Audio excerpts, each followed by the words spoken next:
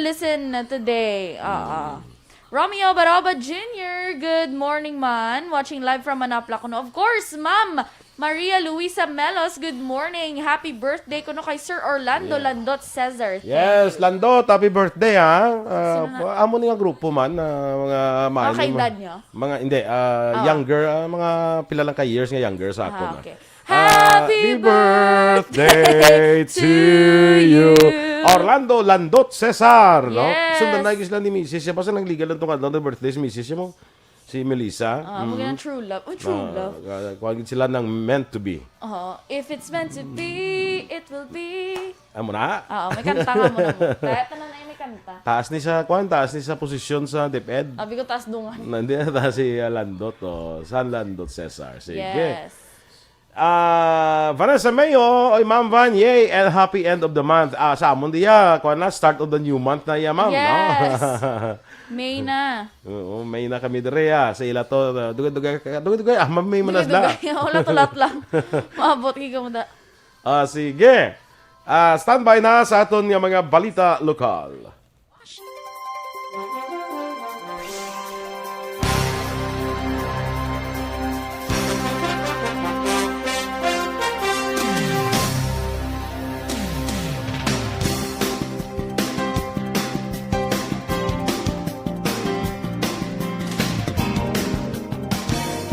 Balitang Bayan, Numero 1.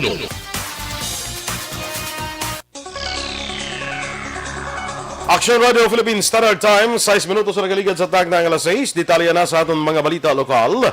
Taga-usisaon ni Bacolod City Police Office Director Colonel Manuel Placido ang report angot sa gidaligar. Ginpadala nga cake sa isa ka personnel sini nga may nakatungtong nga drunggan sa tao. Sa interview sa Aksyon Radio, wala gin kumpirmar ni Placido ang report apang ginpayag. Ya kung mayara gidman kag kung may labot sa trabaho, ginakabig sini nga normal ini nga nagakatabo sa isang obligasyon nga natungdan sa isa ka pulis. Bagod sa mga report, nagpanumdum si Placido sa iya mga personnel nga maghalong ilabi na ang mga nagatutok sa illegal nga droga. Ganito ho, hindi ko pa siya nakuha report at saka sakaling hindi ko pa siya kumpirmado. Pero kung sakaling man siguro ganyan, rather hindi ko na lang siya anuhan because that is somehow personal tingin ko. Yes. Hindi ko rin ho yun ha, tsaka pulis ho namin yan na ayoko ang pulis ko mismo, ganyan may mga bagay na babalita. It's for him na lang. Okay. Hindi siya dapat naman eh. Para rin sinasabing part ho ng trabaho namin kung sakali man ho na pinadalhan ng trot na ganyan. Yes. Normal na ho yung sa amin, oo. Ang kabayan sa pahayag ni BCPO Director Colonel Manuel Placido. Naglabot naman sa 58 ka personnel sa Bacolod City Police Office ang nagpositibo sa COVID-19. Ining pinakauling nga datos sa surveillance testing sa hanay sa Bacolod PNP. Sinugay Police Lieutenant Libertine Jape, Public Information Officer sa BCPO, kalabanan sa mga nagpositibo nga symptomatic, kagamay nga porsyento ang symptomatic. Gindala sa quarantine facility ang mga pulis nga nagpositibo sa virus durante nagapadaan ang contact tracing sa City Health Office. Sinugay Jape, kompleto nila nga maswab ang masobra 700 ka pulis agud mapasiguro nga hilway sila sa virus. Liwat gid pangabay ni Enjaping kapulisan sa syudad sa Bacolod nga sundon ang health protocol agud malikawan ang paglaptas sang COVID-19. Nagdangat na sa 90 ang nagpositibo sa COVID-19 sa mga personnel sa Negros Occidental Police Provincial Office. Sunod kay NOCPO Deputy Spokesperson Police Lieutenant Abigail Donasco, 30 sa ila ang aktibo kag 13 ang may ginabatyag nga sintomas ng virus. Dugang pa ni Donasco, 4 sa 30 ang yara sa ospital. Apang sila tanan hindi malubha ang kahimtangan. Liwat nga nagpanumdum ang pamunuan sang NOCPO sa kapulisan nga mangin mahinalungon batok sa COVID-19. Naglabot naman sa 35,369 ang kabilugan nga kaso ng COVID-19 sa Western Visayas matapos nadugangan sa 216 kabago nga infection. Nangunang probinsya sa Negros Occidental sa may madamo nga kaso nga may 66, ginsundan sa Bacolod City 43, 26 sa Capiz, 25 sa Antique, 23 sa Aklan, 16 sa Iloilo Province, 15 sa Iloilo City kag 2 sa Guimaras. Samtang 242 ang bagong recoveries nga nagdala sa kabilugan nga 30,183. Ang Western Visayas may 11 naman ka bag-o nga napatay nga nagdala sa kabilugan nga 892.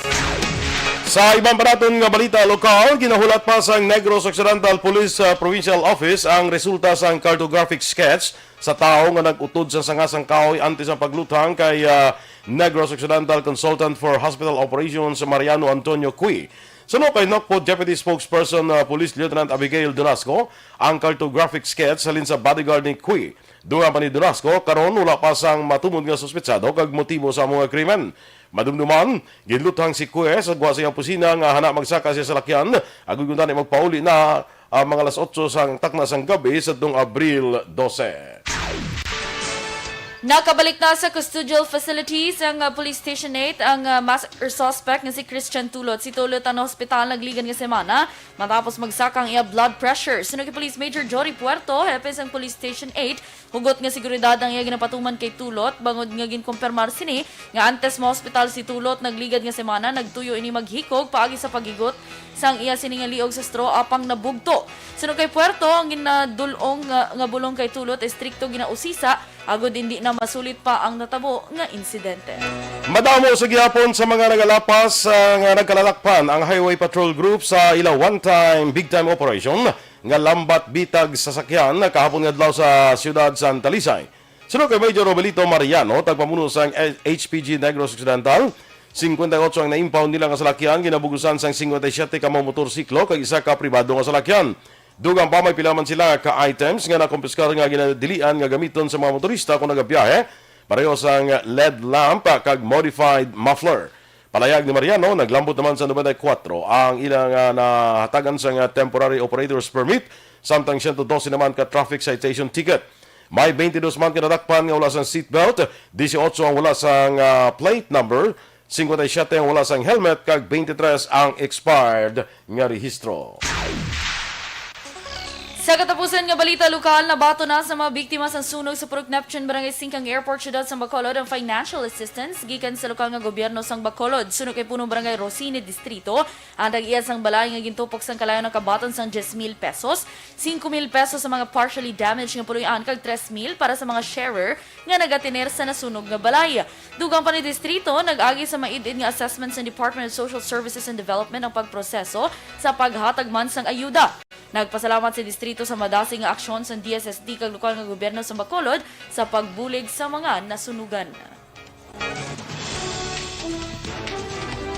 Lagundi kag tawa-tawa ginatun-an bilang posible nga bulong sa COVID-19. Samtang website sang Philippine Statistics Authority nakaproblema sa unang adlaw sang registration para sa National ID. Ang detalye sa mga balita national sa magbalik sang Aksyon, Balitang Bayan, Numero 1.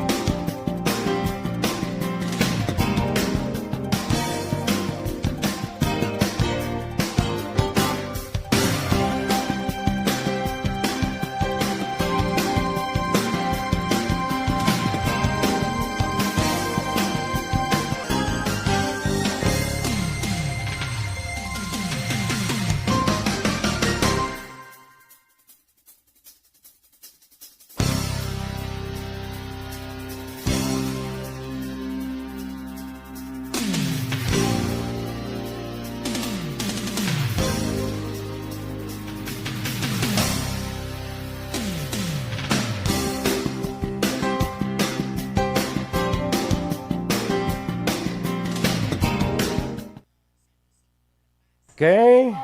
Okay, alright. Okay ka pa sa alright. Good. Liza Cabrera. May nainta ba Cabrera? Good morning. Greetings from Qatar. Jobran Mones Ordinario. Good morning, man. Watching from Turkey. Dabago naman niyo. Hello lang sa family niya sa syudad sang Himamaylan. Raymar Beranyo Lingoste. Good morning, man. Happy Desperas. Barangay Fiesta Hagimit. ni Goro. Barangay Hagimit sa Inigaran. Yes. Happy fiesta kay one na cross border kan laan open Tito Boy. Yes, open. Pag-greet ko naman bali Liza Cabrera, pag-greet family Maghari sa Barangay 35, Bacolod City. Good morning, family Maghari. Hambali Sir Alex Monteza, patamyaw niya lang. Of course, Ma'am Vanessa Mayo, Ma'am Kelly Jelly, Ma'am Lily King, si Melile Oligo, kag sa tanan nga tropang EFC. Salamat! May Aksyon Boy and Miss Eden, monitor lang sila kuno sa Umanya family kay UCPB Boy sa UCPB Lacson, CSU Bacolod. Yes, thank you so good much. morning. Kag halong-halong gid kamo.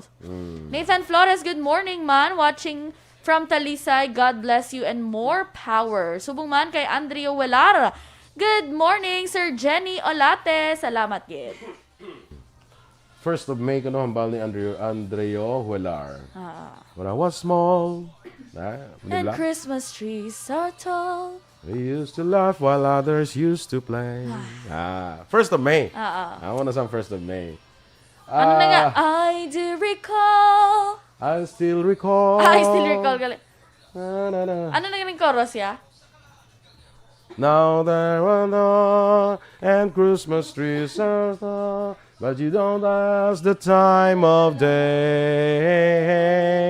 But you and I, our love will never die.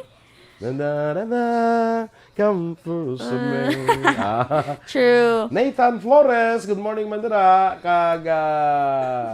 Nagbalik ako. Joval Trinidad, yes, maing aga dira sa imo. Kay Kumare ko Riza Lee, good morning man. Kay Rochelle Evangelista. July Harabe, watching from Barangay Estefania. Che Zamora, happy birthday ko no kay Jenny Bandoho. Kagagawad Fanny Bandoho sang Barangay Palaka Norte, Pulupandan. Yes, good morning. Happy birthday to you. Perting Soprano. Soprano. Nagitara. Kela Jelly. Good morning man. Kag kay Mr. Beboy Villasor. Kag sa mga pamilya sa Barangay Pandanon, Murcia. Ma'am Kelly Jelly, thank you so much at 250 stars. 200 na. Grabe ba? 10 weeks in a row na ni. Yes, thank you so much. Kay bro ko, Edwin Miranda Sr., Homa Lumena, good morning man. Adonis Pabon. Matig ko sa programa nyo. Yes, thank you Adonis. Terry Simpronyong, kay Santos Edrada Jr. Sige. Dianton Diaz, sa Sito, ninigli sa Patria Village. Sige. Mary Joy Camero, Gino Benitez, kag Rex Perez Nagalio. Sige. Okay na kita. Standby na kita sa mga balita national.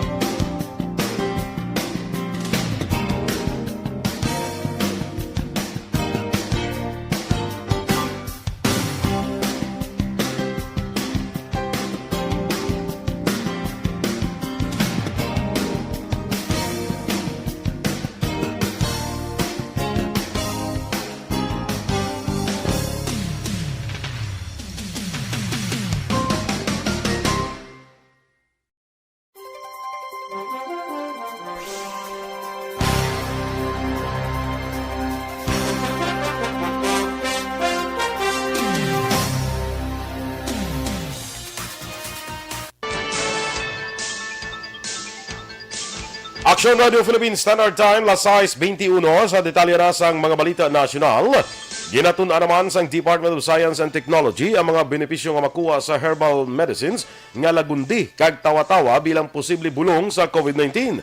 Ginpahayag ni Dr. Jaime Montoya, ang Executive Director sang DOST Philippine Council for Health Research and Development, nag-umpisa na ang clinical trial sang pungsod para sa nasambit nga bulong. Sa ulihing nga datos sang DOST PCHRD sa Abril 23, may 203 ka individual ang nagpaidalom sa pagtuon sa lagundi. Sa Hulyo naman, ginapaabot nga matapos ang implementasyon sa pagtuon sa tawa-tawa. Anom sa napulo ka pamilya nga Pinoy ang may jutay kung wala na sang may makaon bangod sa COVID-19 pandemic. Nagwa sa Rapid Nutrition Assessment Survey sa Department of Science and Technology, Food and Nutrition Research Institute. Umpisa Nobyembre 3 tubtob Desyembre 3 2020, 72.1% sa pamilya ng Pinoy ang naka-eksperyensya sang moderate to severe food insecurity. Dugang pa, masobra 71% sa respondents ang napilitan nga maghulam sang kwarta agud may bakal sang pagkaon, samtang 66% ang nagaayo sang pagkaon sa ilahing mata tupad balay kag mga abyan. May 30% ang nagabaligya kag nagabarter sang pagkaon, samtang masobra sa 20 naman ka porsyento sa adult ang ginakontrol ang kaon agud may pagkaon sa ila kabataan. Naka-eksperyensya sa problema technical ang website sang Philippine Statistics Authority sa unang adlaw sang online registration para sa National ID. Sa advisory, ginpasiguro sang ahensya nga ginaresolbar na sang technical team ang problema. Una, ginpahayag sang National Economic and Development Authority nga magakolekta ang online system sang demographic information sa mga aplikante para sa National ID. Ginpermahan ni Presidente Rodrigo Duterte ang National Identification System sa 2018 agud ma-harmonize kag ma-integrate ang tanan nga government IDs. Sa iban pang nga balita national, gindepensa naman sa Malacañang ang pahayag ni Presidente Rodrigo Duterte nga may utang kabalaslan ng Pilipinas sa China bangod sa bakuna.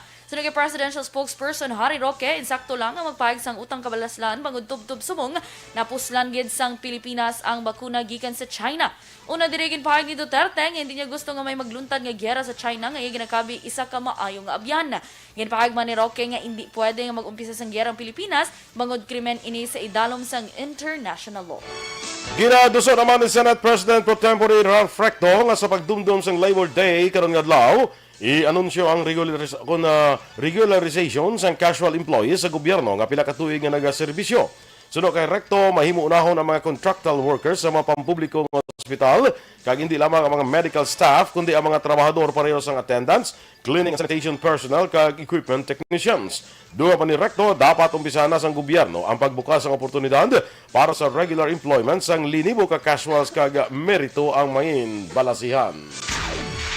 Gintugutan naman sang Interagency Task Force nga makasulod ang pila ka foreign nationals umpisa Mayo 1. Sunod kay Presidential Spokesman Harry Roque, kinalalaman nga may valid visa ang mga dumulong sa pagsulod sa Pilipinas magluwas kon kwalipikado sa Balik Bayan program.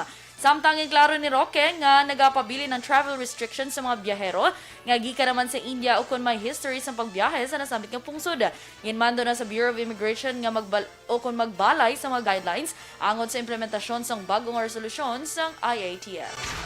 Ginpahayag naman ni Senator Panfilo Lacson nga magahulat siya sa desisyon sang National Task Force to End Local Communist Armed Conflict kag Department of National Defense may angot sa kapalaran ni Lieutenant General Antonio Parlade Jr. Sunod sa senador, usik lamang sang panahon kung mag-file pa siya sang coup warranto petition bato kay Parlade, angot sa posisyon siya nga spokesperson sang NTF-ELCAC. Dunga pa ni Lacson, malapit na lang magretiro si Parlade, rason nga hulaton na lamang sini ang desisyon sang duha ka ahensya.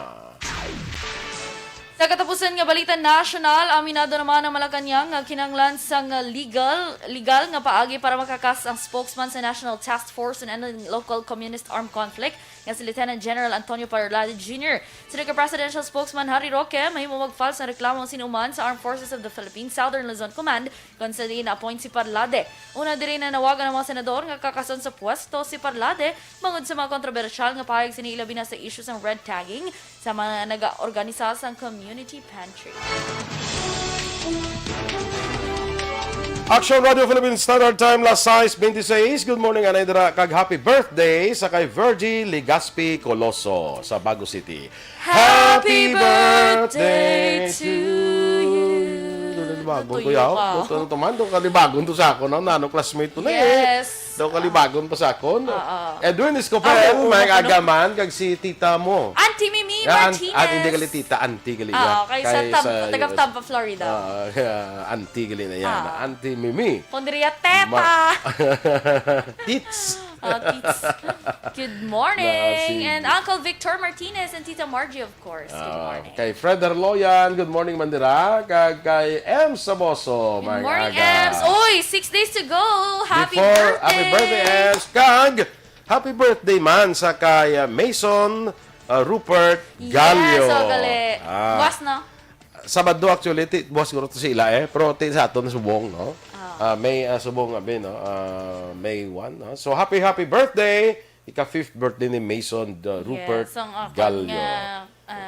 ano ko na siya man. Tikon suon. Wala Suon lang mo Tiki apo man siya ya. Ang suon niya ba ya? Bata yan. Okay. Ate, wala lang Wala lang yan. Nano ka din? Chua Koy kag Adeline Hong, good morning. Mga ka-aksyon inyong mamatiyan ang aton mga balita diri sa Aksyon, Balitang Bayan Numero 1. Standby na sa Aksyon Report, second portion. Upod kay Aksyon, Fred Salanga. Balikay kita sa Aksyon Balita Morning Edition. Upod gyapon sa inyong News Team. Aksyon, Eden Aboso. Kag-Aksyon Boy Duran, una sa balita, una sa Aksyon. Sa Bacolod Aksyon Radio.